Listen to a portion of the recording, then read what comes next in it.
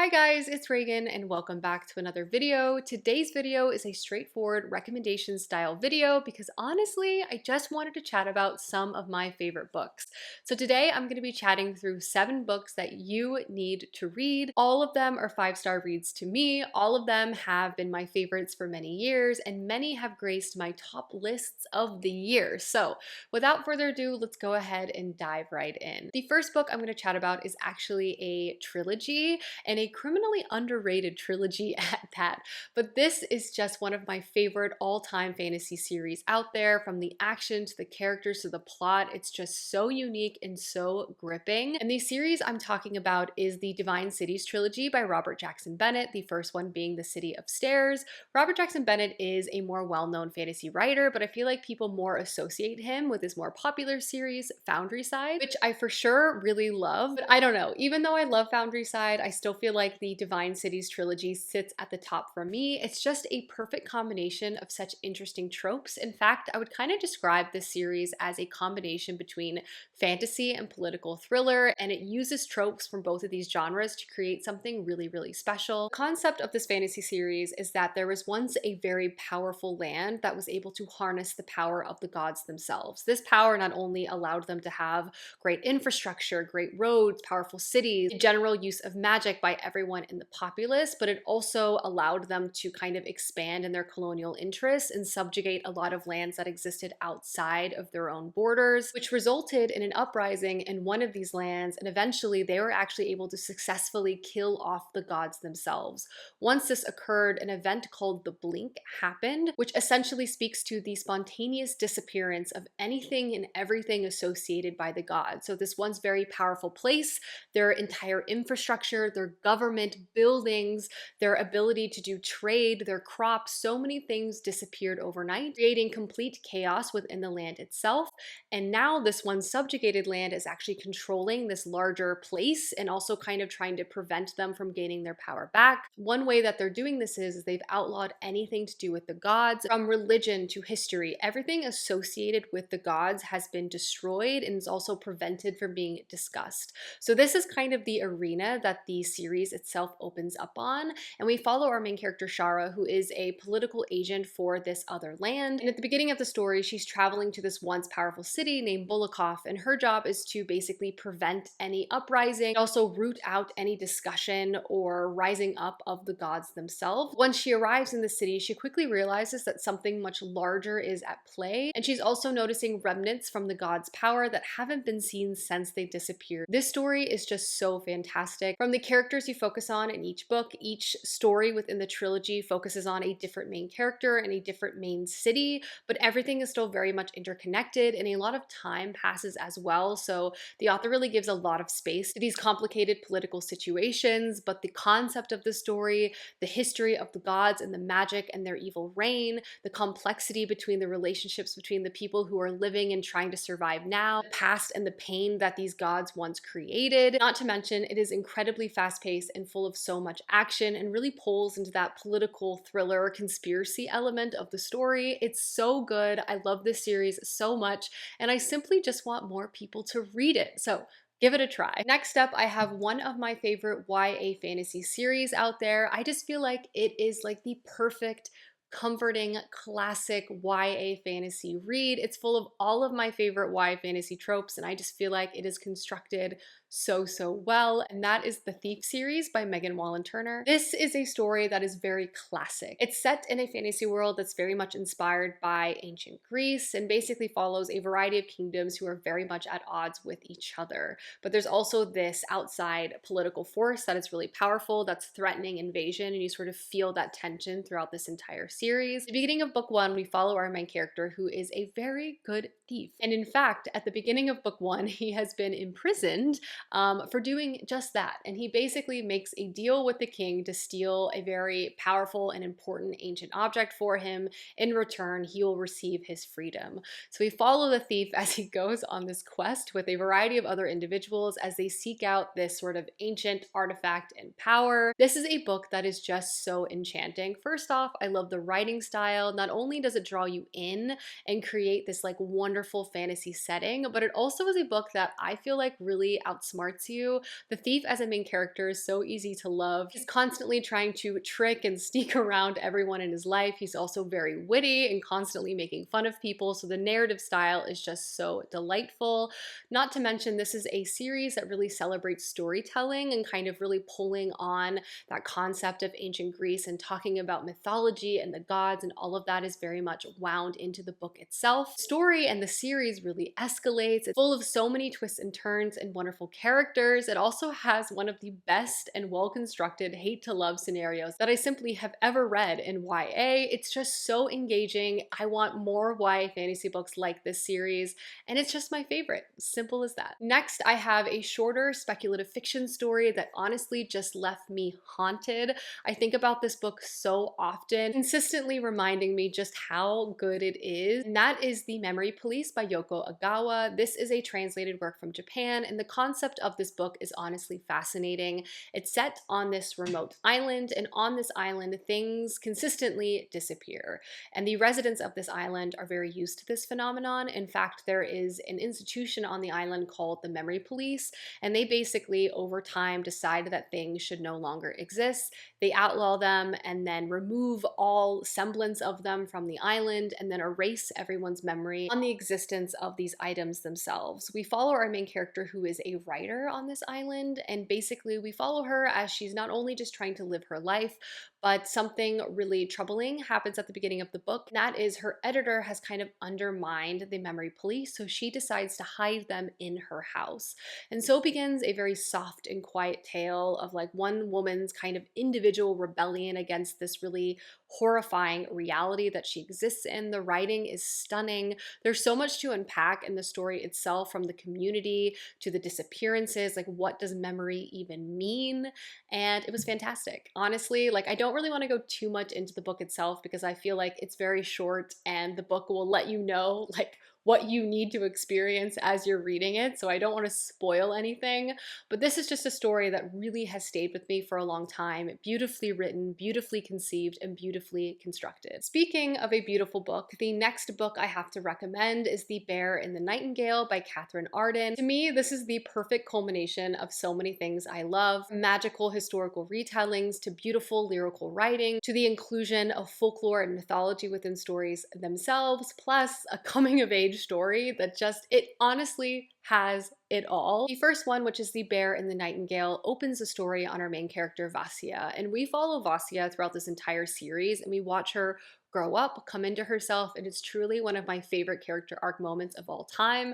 But in book one, we follow her as a young girl, and she's living in her family's compound, which is in a very remote part of Russia. This book is kind of set approximately in like the 1500s, and at the beginning of the story, her father has recently remarried. His new wife is very devout, and she's basically decided that she's going to destroy any semblance to the pagan or folklore religion that exists within the small community in the village. And you basically see her decision for destruction begin to threaten the village itself, and you watch Vasya as she not only sees these sort of creatures around her, but also take on the mantle of her community and try to save not only herself, her family, but everyone around her. This story is magical. Not only is it so perfectly inspired by the historical setting that it's in, and those historical elements add so much to the narrative tale and quality to it, but the writing is impeccable. It's so beautiful. If you want a book that will make you feel the cold in your bones, this is the story for you. The story arc that we follow Vasya on as she discovers her magic and begins to explore the land of Russia is also just amazing. I love the Winter Night trilogy so much, and I need to reread it soon, to be honest. The next book I have to recommend, I feel like, is another underhyped book by a well-known author, and that is The Unseen World by Liz Moore. This is a literary fiction story, a coming-of-age story too, that kind of has two parallel timelines following our main character, Ada. The story is set partially in present day, as Ada is an adult, a successful sort of computer science individual pursuing her adult life and passions, but also is paralleling this current existence with her childhood, and it kind of culminates together in her trying to find the answers to her father's past. But our main character Ada is raised by David, a brilliant, eccentric, but a little socially inept father who loves her so much. Ada herself is a prodigy, she's a genius, and in a lot of ways feels a lot more at home in the lab with her father than kind of running around the schoolyard with other children her age. But just as her father's lab begins to receive some acclaim for this secret project they're working on in the 80s, and some elements of his past begin to come to life, David's memory begins to falter, and Ada's life kind of changes drastically from there. Not only does she have to move in with a new family, she's introduced to new concepts of childhood she never had before. And this again is told in parallel timelines as Ada, like present day, is grappling with her past. But we also see and experience so much of Ada's life through her childhood point of view. This book is gripping. Not only is it a family tale set in the 80s following such an interesting concept from computer science and these labs, but it also plays with larger ideas in reality, which I just thought was really, really fascinating and well done. It's emotional, it's intimate, it's beautiful, and it's a 5-star read, and more people need to check it out. The next book I'm going to talk about should honestly be no surprise. I just feel like I have a quota of how many times I need to talk about this series every year because it's just simply one of the greatest things ever written in fantasy in any genre at all, full stop. That is the 5th season by N.K. Jemisin, which is of course the first book in the Broken Earth trilogy. N.K. Jemisin is just so good. Like honestly, every time I read one of her books, my mind is blown. This series particularly is just truly one of the most unique and expressive series I have ever read, like simply put. This fantasy world exists in a state of constant destruction. Basically, world-ending earthquakes and cataclysms are constantly ending society and humanity as we know it. This threat of destruction is embedded in society itself, and communities in this world are very small, and people have very specific rules and roles to help ensure that humanity survives like the next end of the world event. In this world, there is magic. Basically, some individuals can harness the power of the earth itself, but instead of being viewed as possible salvation, these individuals are treated not only with suspicion, but complete control, and they're kind of controlled by the state, and their magic is harnessed by the government. Lives are also not completely their own. In this book, we follow 3 main characters: a young girl who's just discovered her own powers, a mother who is trying to find her lost daughter, and a young apprentice who's basically at the beginning of their career working for the government. The story also really plays with perspective. In fact, second person is used predominantly throughout the story, and I would say I'm usually not a fan of second person used in books, but how N.K. Jemisin harnesses this literary choice is just too good to ignore, and it blows my mind how good and how well constructed this book is. Outside of the fascinating world and how well written the story is itself, N.K. Jemisin also touches on topics such as motherhood, race, gender, identity. Like so much is packed into this action-packed story about the end of the world and survival that I don't know what else is there to say. Like, it is one of the best things I've ever read. It's one of the best fantasy series I've ever read. It is just impeccable. And then the last book I have to recommend is a good option if you don't want to start a whole new series. I know I have a bad habit of recommending series, but I can't help myself. I'm a series girl. I read a lot of fantasy, but this is an emotional and kind of just literary standalone. So I tried to mix in some standalones in this video as well. And that is Beartown by Frederick Bachman. In fact, if you're kind of struggling with getting back into reading, I feel like Frederick Bachman, Beartown, or A Man Called Ove is a great place to kind of look to reinvigorate that love of reading. His characters, his writing styles, and his books are just so delightful, easy to read, and you will fly through them. I read a lot of his books in like a day or two. They're very hard to put down, but they stay with you for a long time. Beartown specifically, I do want to give a trigger warning for sexual assault and sexual violence, as that is a very large topic of this story. But this story really does center around community, focusing specifically on a small town named Beartown, which is nestled deep in the northern areas of Sweden. Not much goes on in Beartown. In fact, things in Beartown have not been been great. There's less jobs, there's less opportunity, but there's one thing that kind of brings the community together, and that is hockey. And hockey is especially poignant at the moment and at the start of the story because the junior hockey team has a chance of actually winning the nationals, which not only will bring a spotlight back to Beartown, but could possibly bring things like economic opportunity to the town itself, which could really transform the landscape for everyone. So let's just say hockey is a big deal, not only from a personal passion standpoint, but also from a community aspect as well. But in the light of this hockey tournament, one girl of the town is left traumatized, and we kind of see a division in the town, kind of between let's ignore this and let's focus on hockey, and then people who are on the side of justice. This is a very community-focused story. We follow a large cast of characters and you're pivoting between them, sometimes paragraph to paragraph. So you're constantly viewing things from different points of view.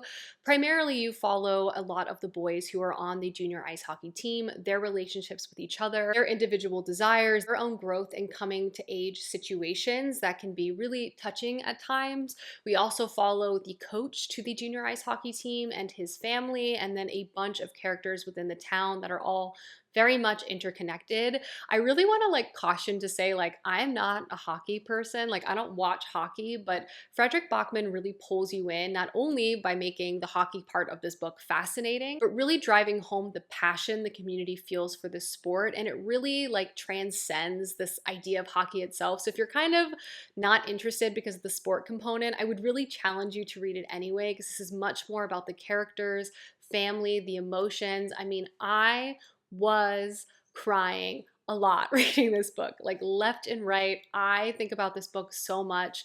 It really has burrowed into my heart, and I can't wait to pick up the sequel, but it was just so good. Beartown, highly recommend. Alrighty guys, those are 7 books that you need to read. 7 books that I think will make you excited about reading again. 5-star reading recommendations, the creme de la creme, you know what I mean?